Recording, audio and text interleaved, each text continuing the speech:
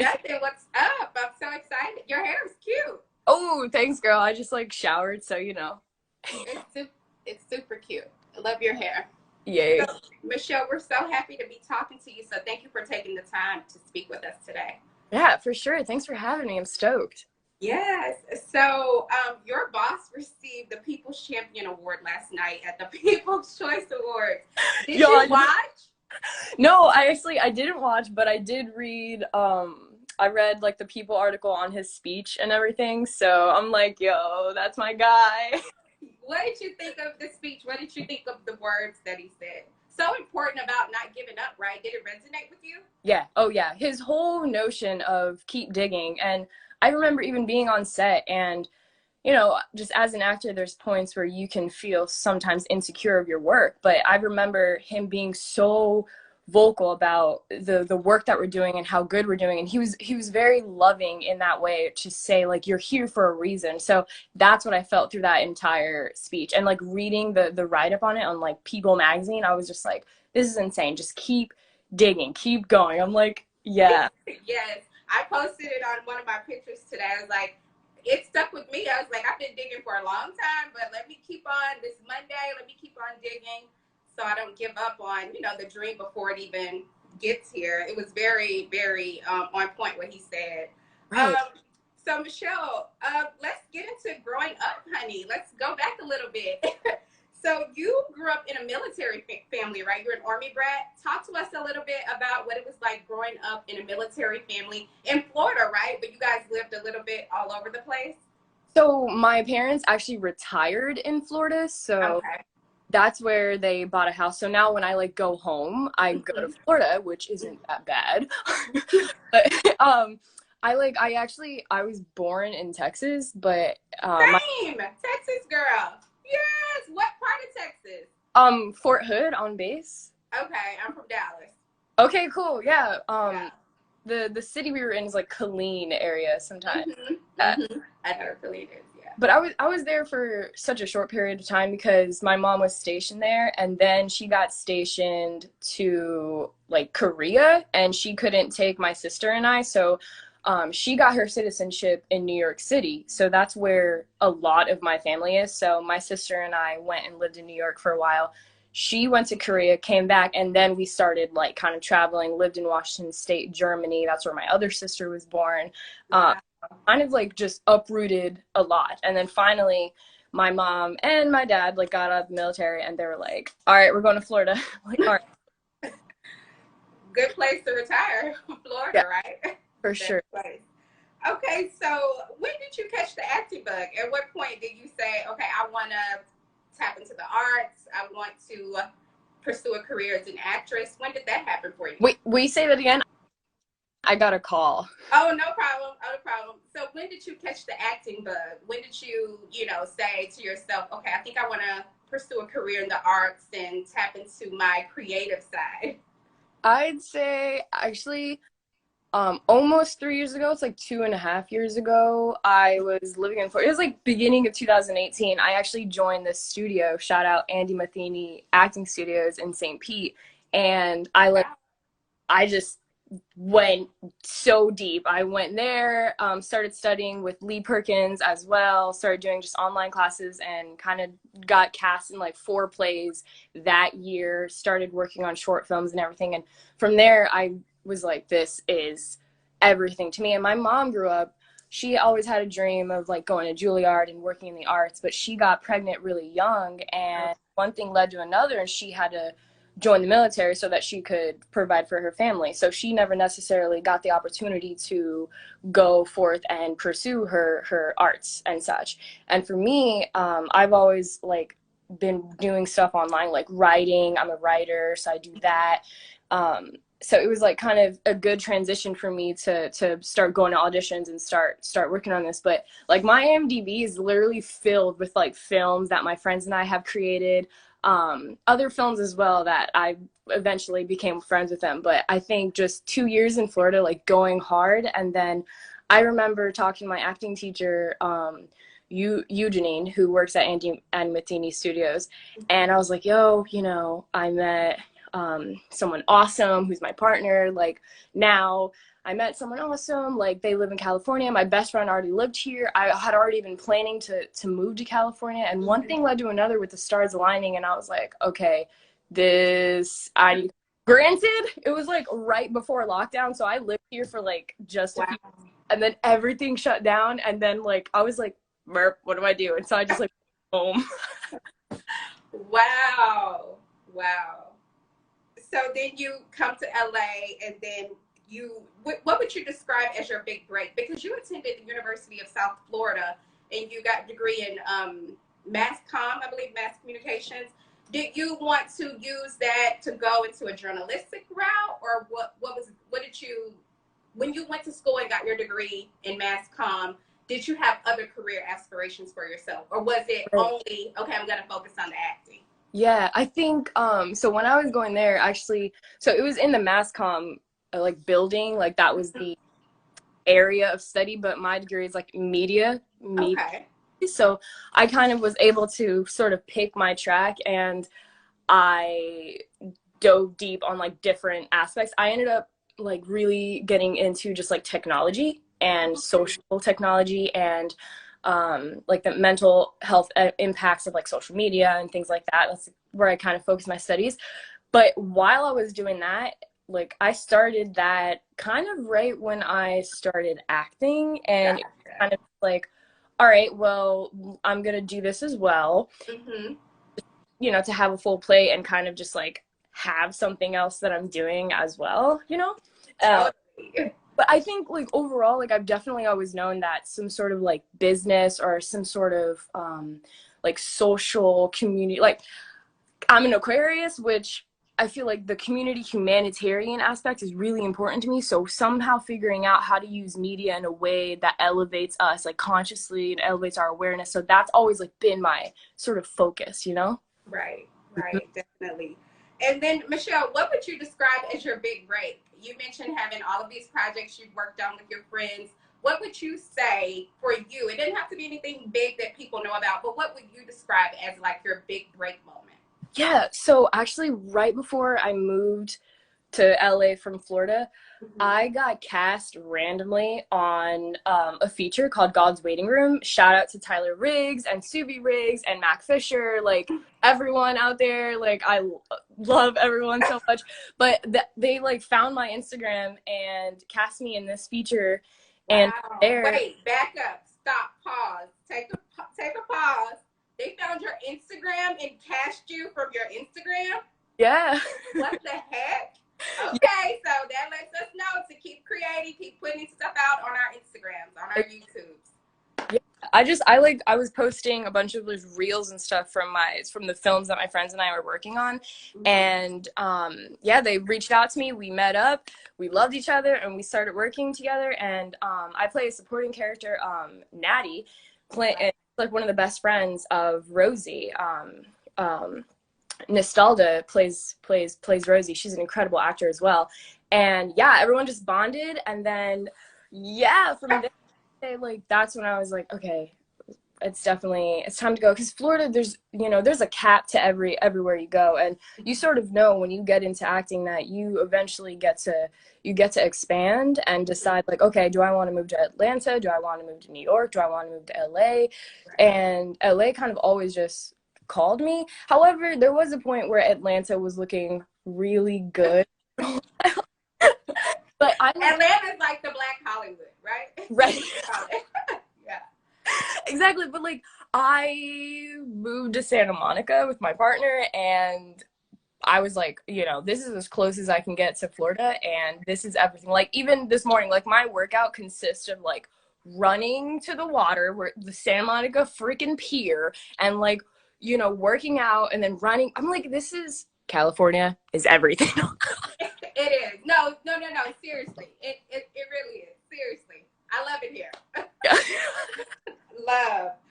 Okay, so that's a big point, and I'm going to get into that because I'm going to ask your advice. I want you to share with the viewers about breaking into the industry. But shout out to Instagram for you landing that role. That's super bomb. I mean, shout out to IG. For real. So now, Michelle, you are set to star as Zane in a recurring role on the upcoming mid-season premiere of Tyler Perry's Ruthless. Talk to us about how you got the news that you were cast in this role. Wow. So, I left California, I went back to Maine with my partner and stayed with their family, and we were there for a while. Then I went to Florida to stay with my family. So that was kind of like I was away from LA. Then I come back, because I'm like, all right, it's time to come back, get back into the groove of things, all this. And I'd say auditions were coming in like that first month I came back, things were ramping up. And I mean, I was working on slate shots for Actors Access with my coach, Sasha Knopf. Shout out, she's an incredible photographer, incredible coach. Shout out, coach. We were working actually on slate shots, and I got the call from my manager, and it was just insane. Like, super grateful, and just like being such like a new young actor in the scene. It's like, I wasn't even in SAG yet. I just moved to LA, and I was like, you know what? Like, God's got me. I just got to come out here, and then boom, boom. Shout out to the Lord. Like, shout out. Won't he do it? Won't he do it? One time for God. He's good. Shout out to the Lord. He's good. Okay. And what were you saying? Yeah, no, from there I mean, got the call, and just gratitude, honestly. Like, that's the biggest thing. I know Tyler is super notorious for picking out like certain actors who are like super under the radar and getting them out there. It's like, it's such an inspiring, humbling thing to be part of his universe, and to have like this collaboration with him, and to be cast as such a powerful character. Like, all of our characters are powerful. Like, Ruth is insane, Tally's insane, Paula, Lacey, Oliver, River, everyone, Clark, like, everyone is insane, and so like precisely picked for their role. Like, everyone is just phenomenal. They just do phenomenal work. And so having this opportunity to portray such a like vulnerable and also scared and also brave like young girl in this cult, like, that was just a total mind shift. Like, when we were in camp quarantine for those few weeks shooting, just totally different. But I mean, I remember having a meeting with Tyler and Mark Swinton, the producer, and a bunch of our castmates, and Tyler just looks us in the eyes. He was like, all of you were cast because I see them in you. And he looks at me, he's like, I see Zane, like, that's it, and to have that, especially, it's just humbling for someone that like I've looked up to. Like, my whole life I've known who Tyler Perry is, like, right. He like boss man, so like super humbling.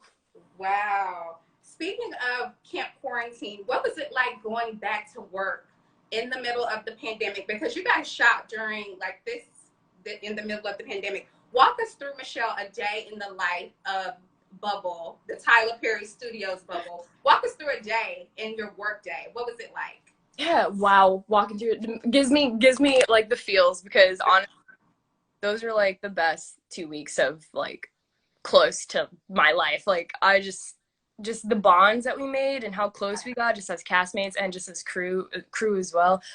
Wow, so grateful. But honestly, it started with like my alarm going off at like 7, and I would just kind of prep. I'd make a smoothie with we shared a home, like big houses, like crazy houses, that they were Confederate houses. They were built by slaves, and Tyler Perry now owns this shit. I'm like, boss, you're a boss, man. Hey. So we shared. So we had like one other roommate, and my roommate was Samantha Thomas. She plays Paula. And so I would wake up in the morning, I'd make my bomb-ass smoothie, because they gave us food for the whole 2 weeks, which is like one of the best parts, just like constantly being fed delicious food. But, and then I try to get like yoga or like at least like a short meditation session in. And then honestly, I mean, bus is coming to pick you up. You're on the bus by like, depending on your call time, usually I'd say my call time is like 9:20. Show up on set, go straight into hair and makeup, get your robe on, and then you get bussed out to where we're shooting, and you're there all day until Tyler says you are wrapped, which definitely, you know, we shot a lot, so I definitely was not wrapped until like, you know, mostly the end of the night. But, you know, long day of shooting, but you'd get back and then we would all meet up in like the courtyard area because Mr. P is just phenomenal and so caring and giving. Out of his own pocket, he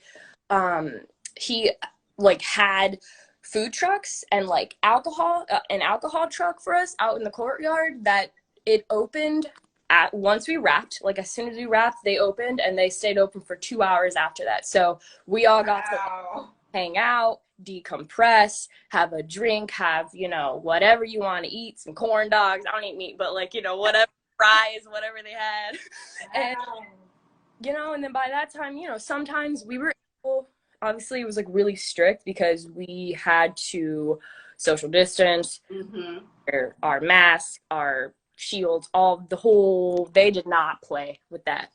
So we were able to chill on each other's porches. Like there was a capacity of how many people could chill on each other's porches, but that was usually the spot. Like after like chilled out for like 2 hours at the trucks, we would go back for maybe another hour or two and like hang out on like usually it was Letty who plays Daikon. Go to the porch, or it was Stevie who plays Oliver. We would go and we'd hang out. We would have like rap battles and wow, would make beats. And like there was one night like I made beats a lot just for fun, and I just like threw out a beat and everyone just started freaking like rapping. But I was like, this is one of the greatest moments of my entire life.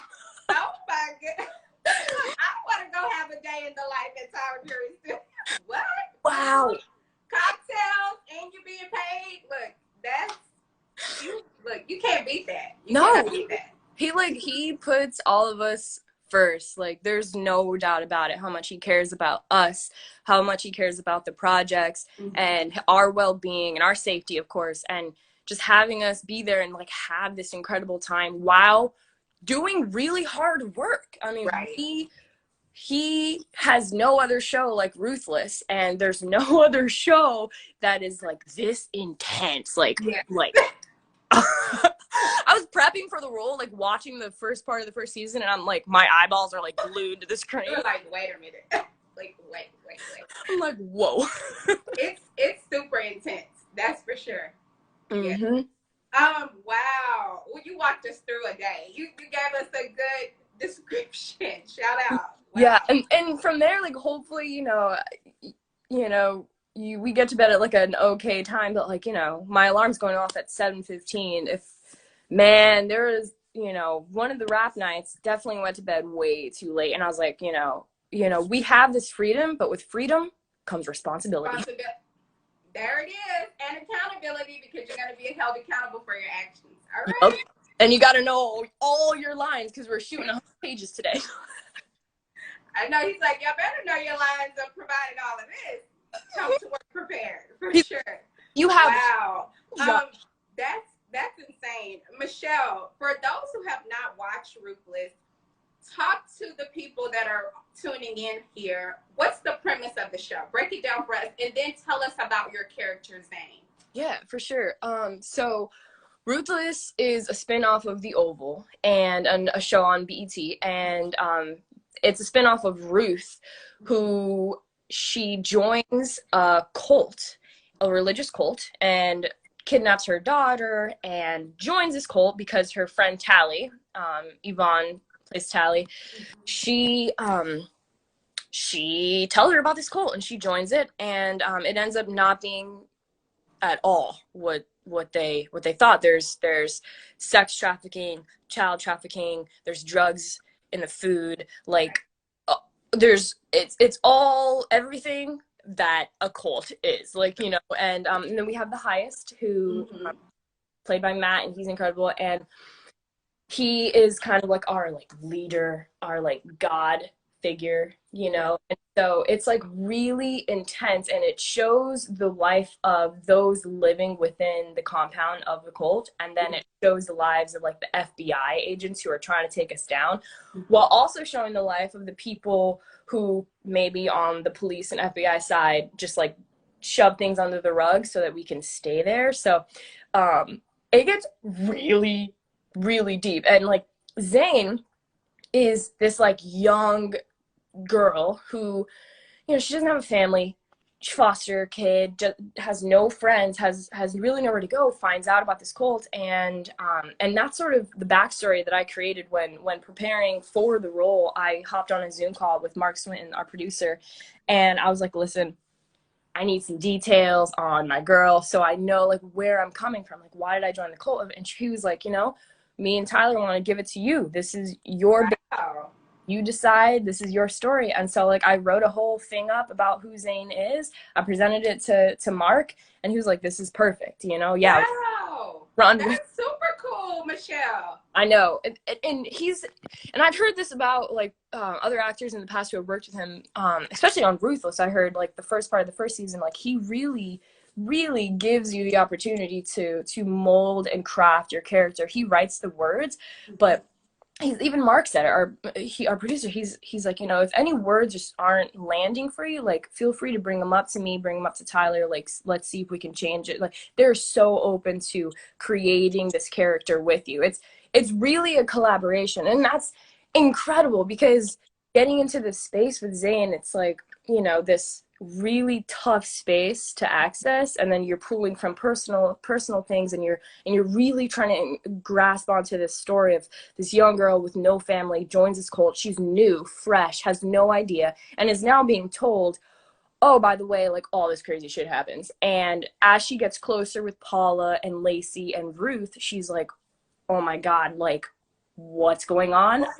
I thought this was my family, you know? And then she's torn between my family, like this is all I know, and then torn between that and like, holy shit, are you guys really telling me the truth? No, this can't be the truth, you know?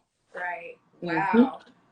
Oh, well, we can't wait to watch this premiere. What do you feel the show's message is? What do you think the message of this show is? So actually, Melissa L. Williams plays Ruth. She's phenomenal actress, like insane. She's amazing. And I heard her say this in her interview, I think recently, where she was like, you know, everything isn't always what it seems. You know, we go into things, relationships, jobs, whatever it may be, and it's not exactly what we think it's going to be, and we create all these expectations for something to be some way, and then it's all retracted back when it doesn't end up evolving in that way. So I think overall the show's message is like, be careful of that, like always be aware, know what you're doing, and also like family first. Like there's a lot of betrayal that happens within the story.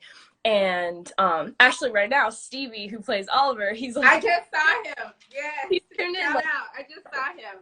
we have an intense scene. I'm not going to give anything away, but we have an intense scene, and it's like you know, that idea of like betrayal and like loyalty, and then where is that line drawn when you're like, I literally have to choose myself right now, because if I wait or if I don't do this, I'm gonna die. I'm actually gonna die, you know? So it's like friend or foe, enemy or loyalty. It's like, you know, it's a lot about that. And then your strength, like your strength. There's a lot of bravery and vulnerability in the show as well. And the topics that we are hitting on are insane. You know, like we shot a lot this summer, and not everything's being released now. And we'll find out when other things are being released. But for now, like even what's being released now, these next 15 episodes, I forgive, but a lot of episodes, there's just straight intensity. And I think the two biggest things is like the loyalty aspect, and like really knowing and staying true to yourself,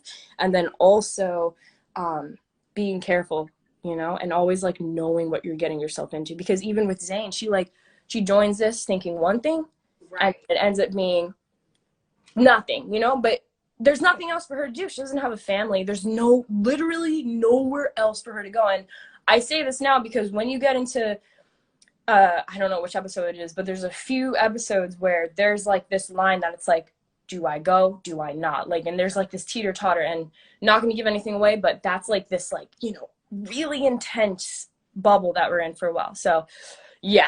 Let me wipe my sweat. Girl, I cannot wait. Okay, so tell people November 26th, right, on BET Plus. Is that right? Mm-hmm. Yeah. What times? It's I'd have to confirm time, but for sure Thanksgiving Day, I don't know, maybe like 7, but don't call me on that one, even though this is recorded. But yeah, definitely November 26th. We have like 3 episodes dropping, which when I found out we were doing that, I was like, oh shit. You're about to be introduced to all these characters, like just rushed into you. So nice. Shout out to Tyler for the 3. Thanks for giving us 3 on Thanksgiving. I know. He's so giving, right? He's a giving boss. And speaking of Tyler, Michelle, what have you learned? What's your biggest takeaway from working with him? What have you learned, or what have you learned from observing him work? What's your biggest takeaway from working with Tyler Perry?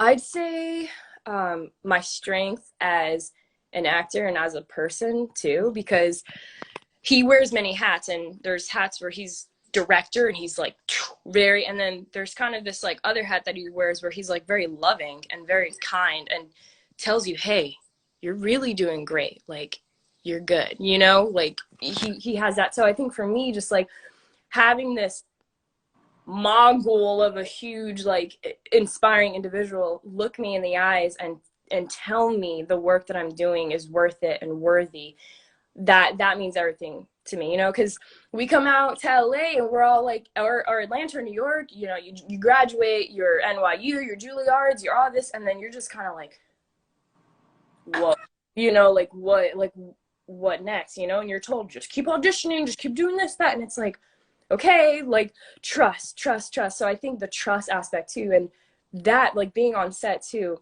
there was so much trust that we needed to have with each other, our scene partners. And we had so many scenes, you know, and my scenes with, for instance, Melissa, who plays Ruth, you know, I remember my first scene with her, we didn't get to rehearse it that much. Like right before Tyler's shooting, saying action, her and I running lines together. We're like this, we're running, and I'm like, trust.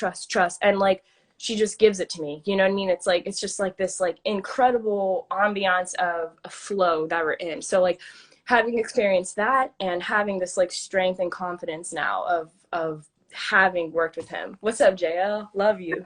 Wow, that's beautiful. Speaking of trust, and like you said, we come out to LA with our big dreams, and everybody has big dreams when they come out here. Everybody's great, right? You're great in your town, but when you come to LA, it's like, okay, you got to be greater, right? What advice can you share with the viewers that are watching here, Michelle, who want to, like you, be in the quarantine bubble at Tyler Perry Studios, or they want to work with Tyler Perry, or they want to have a career like yours that's beginning to evolve and pop off? What piece of advice can you share with them on where to get started, or even how to get started? Yeah, well, first of all, I'm like so in the game with everybody else, you know, staying humble, because we know like there's always like a next level, a next evolution for your life, for your career, for you as a human being. So like I'm here with you, learning every single day, you know, breaking down, crying to the happiest moments as well. So I'm right there with it. And I think for me, what helped me is I joined Andy Matheny Acting Studios in St. Pete, so joining your local studio. And what I did, I took a business and acting class. I started auditioning for every mother truck and play and film that there was out there. I bought my Actors Access subscription, bought my Backstage subscription. I just started submitting. I built myself a reel. I became friends.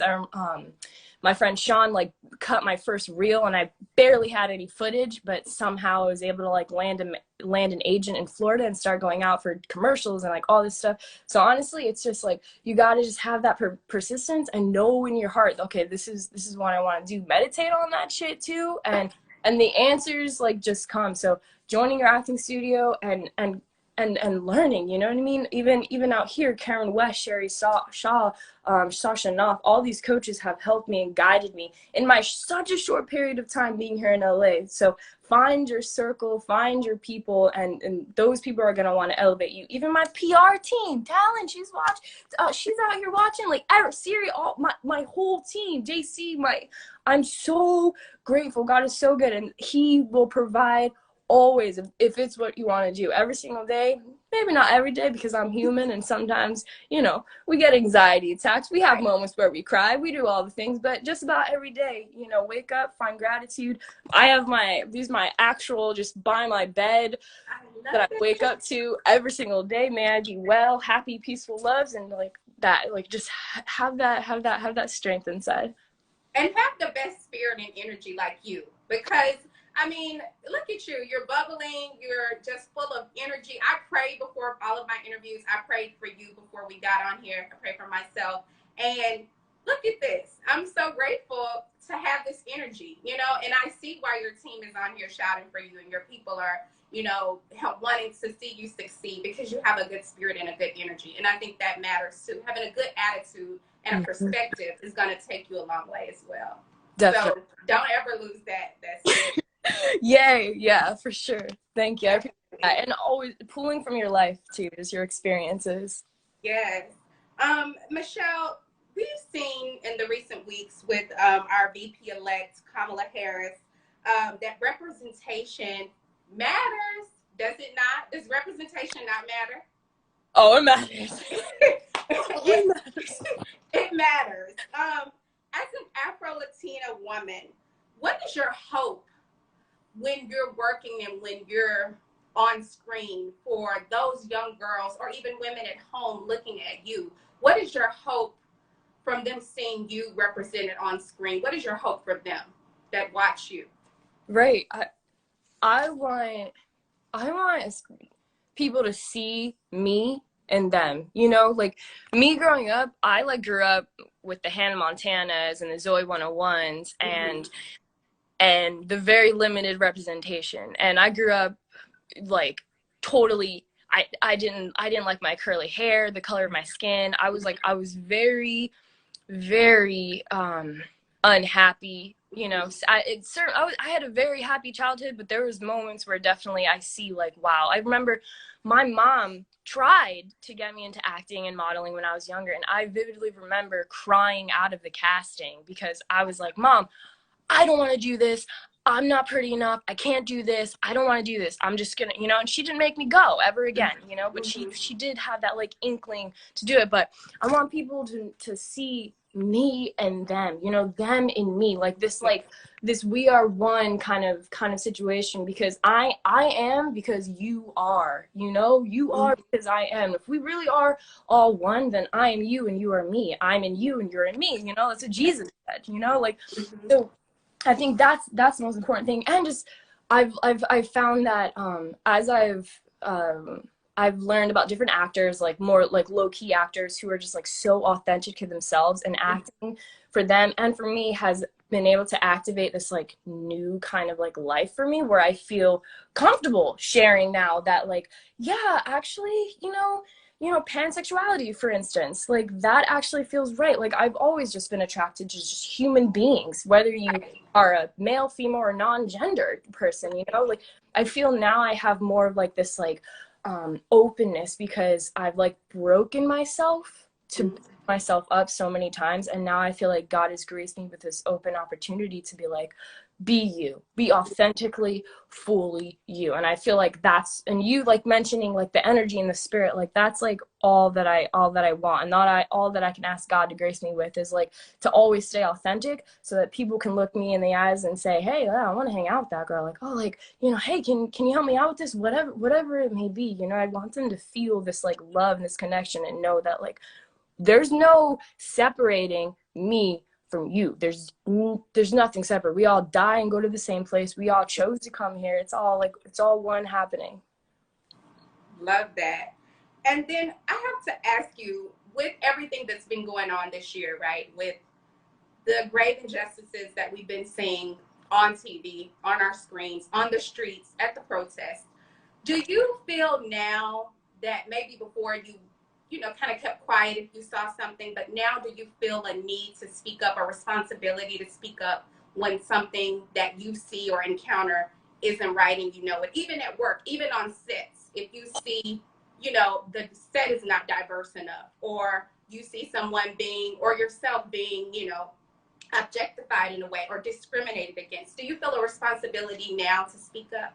Oh, absolutely. Wow. And I feel I'm noticing it more now. And I was on set like week and a half, 2 weeks ago, and I'm looking around and I'm like, first of all, there's 2 girls of maybe 35 people.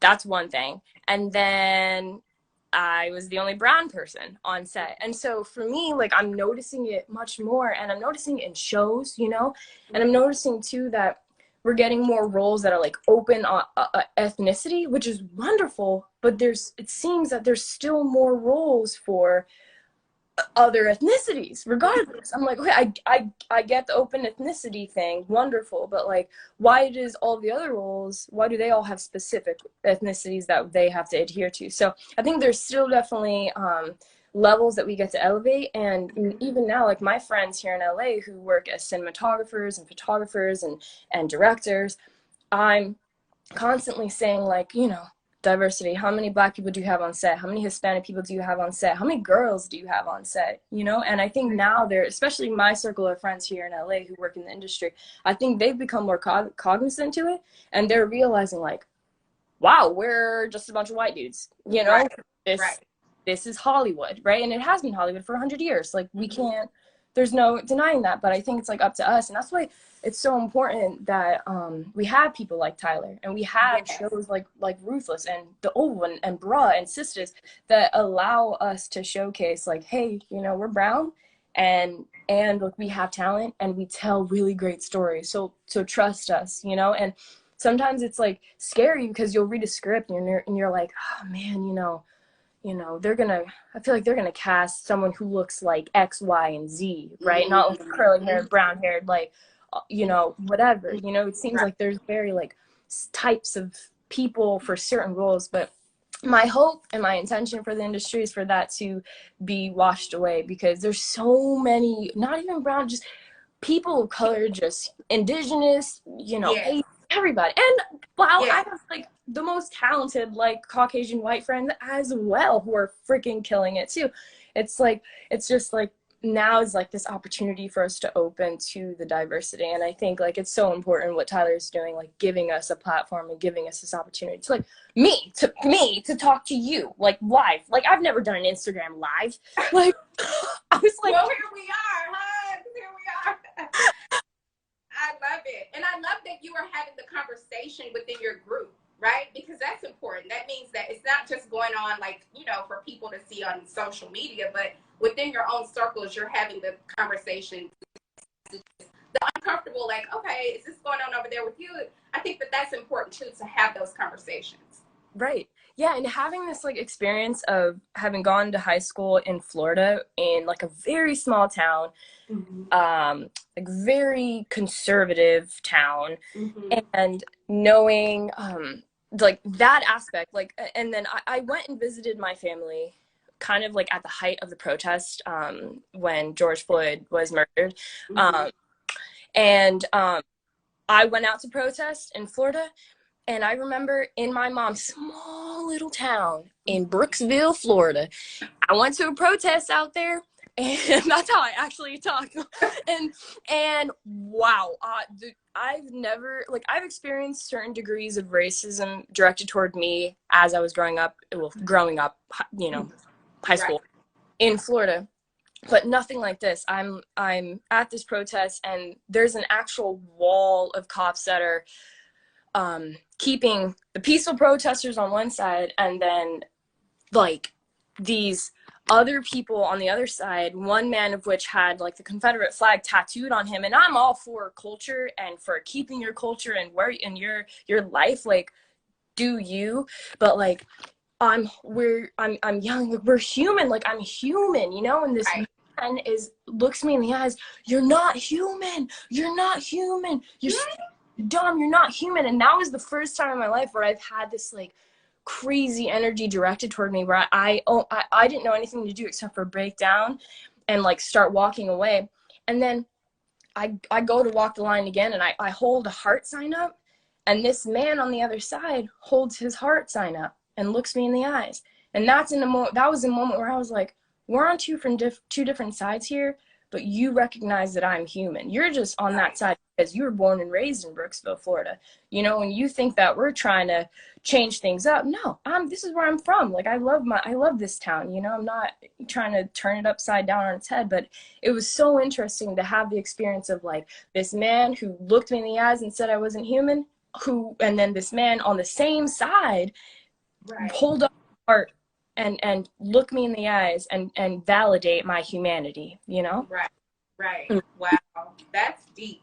That's really deep.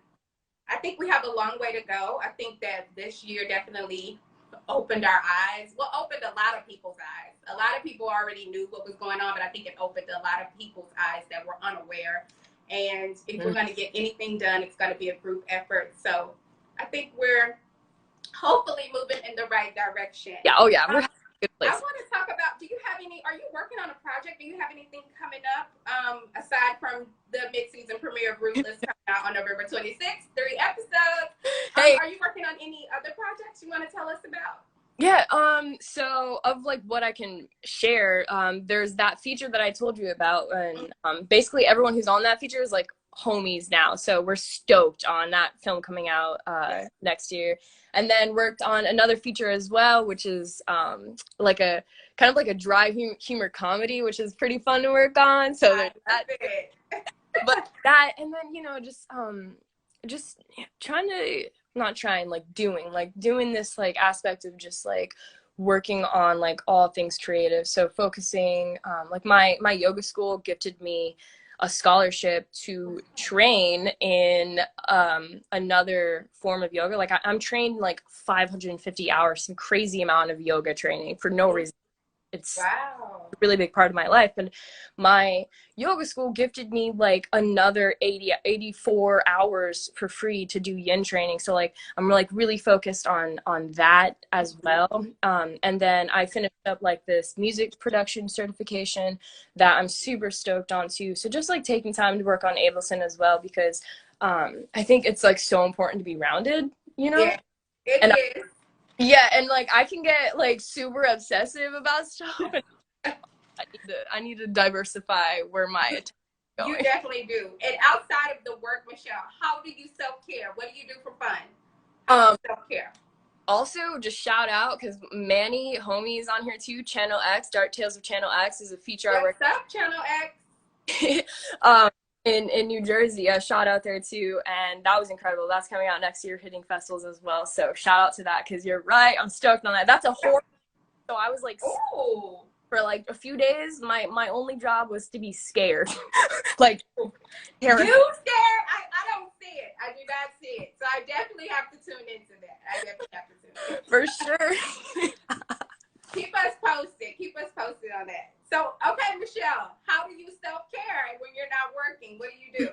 Oh, wow. I think so. I have like a whole routine, like, wow. And so obviously, like Tim Ferriss is like one of my favorite like entrepreneur business guru guys. He's like, you know, you have your morning routine and sometimes you can't get to all of it, but you can do like 50% or 25%. Like so far my morning routine, I've done like 50%. I'll probably do the other 50% later, but usually is like a wake up and go outside, get into the sun before 10 a.m., likely like 8 a.m., and just journal, just freehand write, like everything, you know? I love that. And like I mentioned earlier, take that jog out to the ocean. Mm-hmm.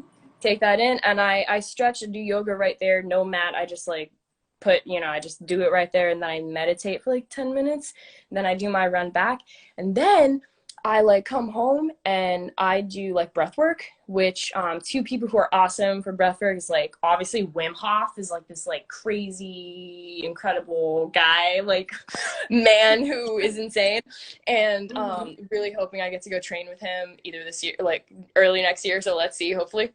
But him and Samantha Skelly, yeah, they do breathwork as well. So breathwork, and then I have like this red light therapy thing, So I do it in front of there, and then I do 10 minutes of like a visualization. It's like 5 minutes of like meditation, which Wayne Dyer, he transitioned and passed away a few years ago, but he left us with this like meditation, and then the next 5 minutes is like just a visualization of like what I'm creating in my life. And then from there, girl, I'm feeling pretty good. I'll probably make a fruit smoothie with some protein powder. As you should, as you should. You know?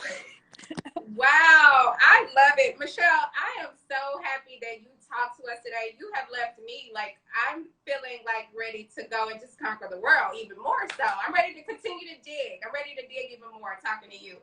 But before you go, Michelle, I'm so proud of you.